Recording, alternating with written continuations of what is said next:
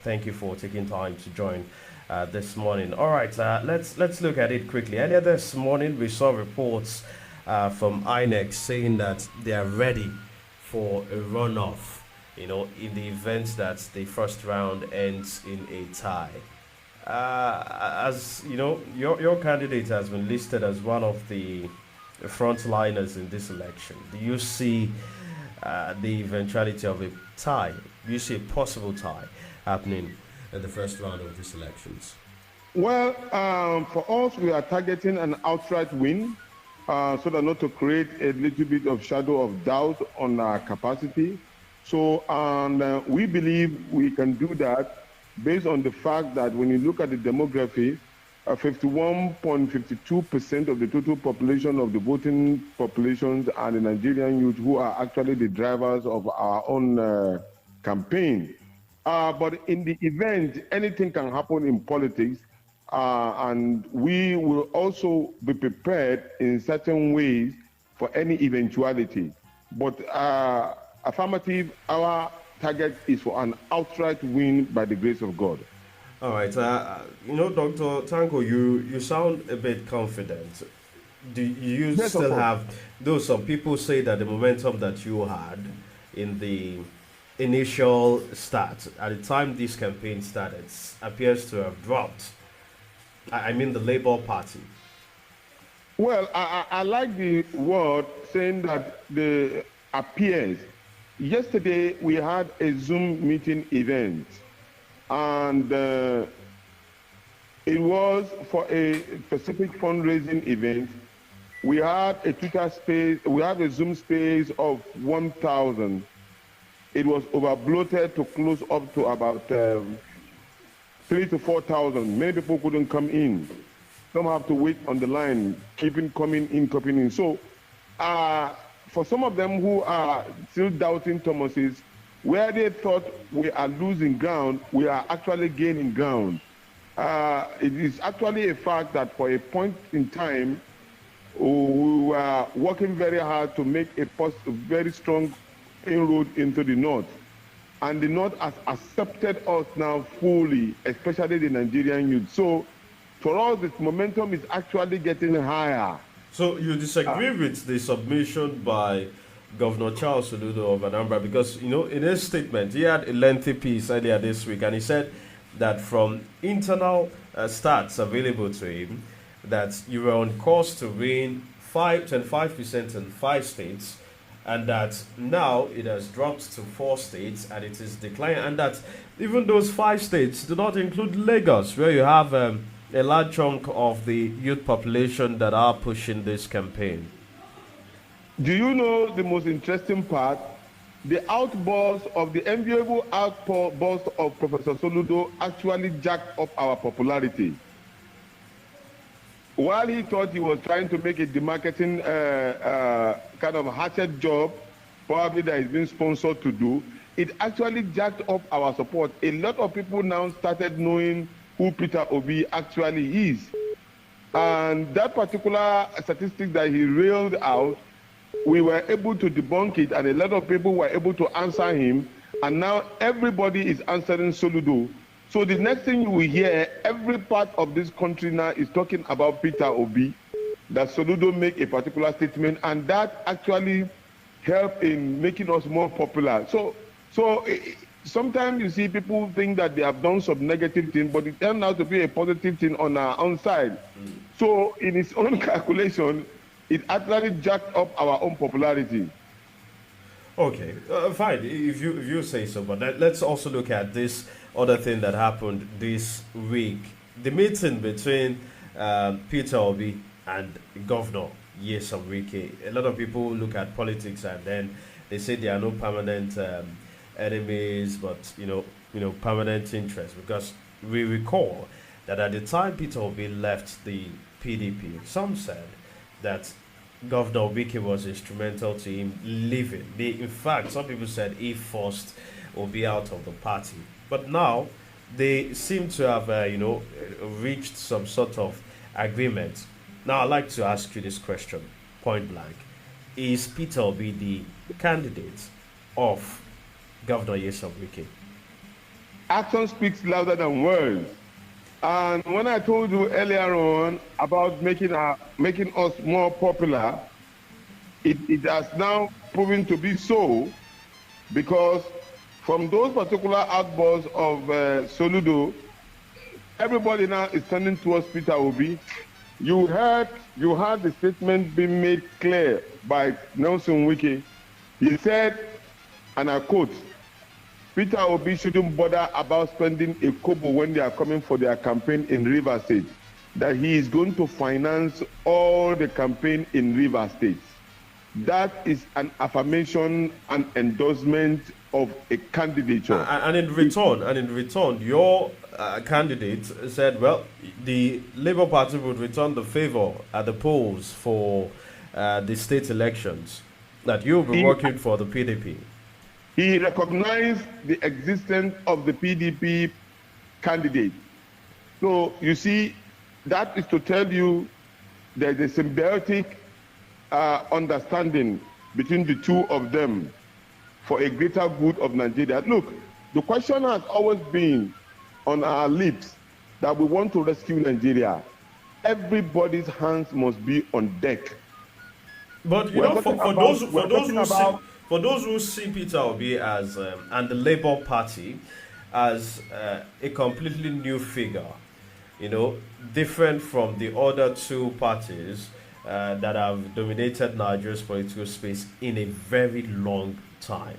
The question is, why is Peter Obi and the Labour Party now sitting in the same, you know, circle with the same people that a lot of people think that should no longer be in charge of affairs in Nigeria?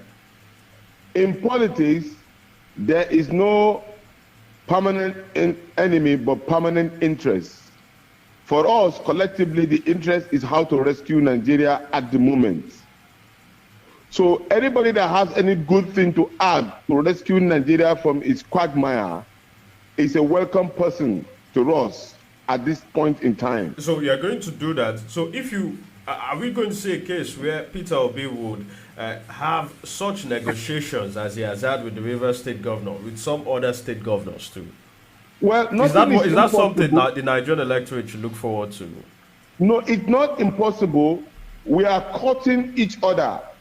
We are having a possibility of having 5 governors, existing governors, to go along with us. You will agree with me, it adds value into our campaign. 5 governors from what party? No, you saw that Nyesom Wike is leading 5 governors. Okay. You know he's leading 5 governors. Before he went to Rivers State, he was with them in Benue State, and you had the tacit endorsement. And we are going to go to Oyo State next. On the 23rd, our campaign train is hitting the Asian city Oluyole, Ibadan, on the 23rd on Wednesday. We will be on ground on Adamasingba Stadium.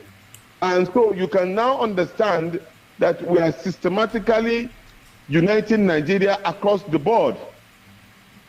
So doesn't this further validate the statement by Governor Charles Soludo that, well, it looks like the only thing Peter Obi is trying to do is to sabotage the chances of the PDP, and it looks like the 5 governors who have a score to settle with the presidential candidate of the party, find Peter Obi a valid candidate that they can do that with?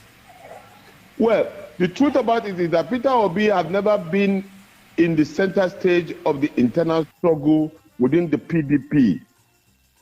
He has never been. He only was promoting his own candidature under the Labour Party. And then if people find favor in him to go along with him, they are welcome. You remember the passion and the drive for Peter Obi to run for election. He said that the Nigerian people are not getting the desired leadership that they deserve, and that the people are working for the government, but the government is working for a microscopic few. So in that case, We need a conglomerate of everybody that will work for the government and the government will work for the people. This is a simple fact. And so in politics, you reach out to everybody that believe in your ideology and your principle and what you intend to do for the nation. And what you are seeing transforming now is as simple as that. And you will maybe even be surprised that many more from other political parties will soon be joining us. All right. For those who perhaps just joined in the middle, I'm speaking to Dr. Tanko Yunusa, who is the spokesman of the Peter Obi Dati Presidential Campaign Organization of the Labour Party. All right, Dr. Tanko Yunusa, let's just take a look at this. Earlier, I remember playing a song about politicians making promises and not fulfilling them. Well, in this case, we know that Peter Obi has been making some promises, but there's no official document by which people can hold him responsible. The only one that was made available has been denied. Now, what is delaying the release of the manifesto? Well, at the moment now, Peter Obi has publicly stated the content of the manifesto publicly at the business meeting he has in Lagos, and it has a 7-point agenda. 1, the issue of security.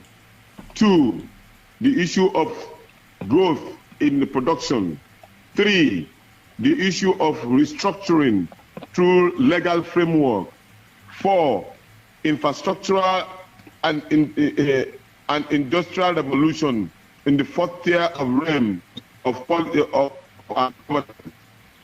growth, changing dynamics from one-legged economy of oil-producing nation to an agriculturally developed country, youth empowerment and inclusivity with women, and then at the end of it all, fighting corruption to a standstill to ensure that this particular 7-point agenda works.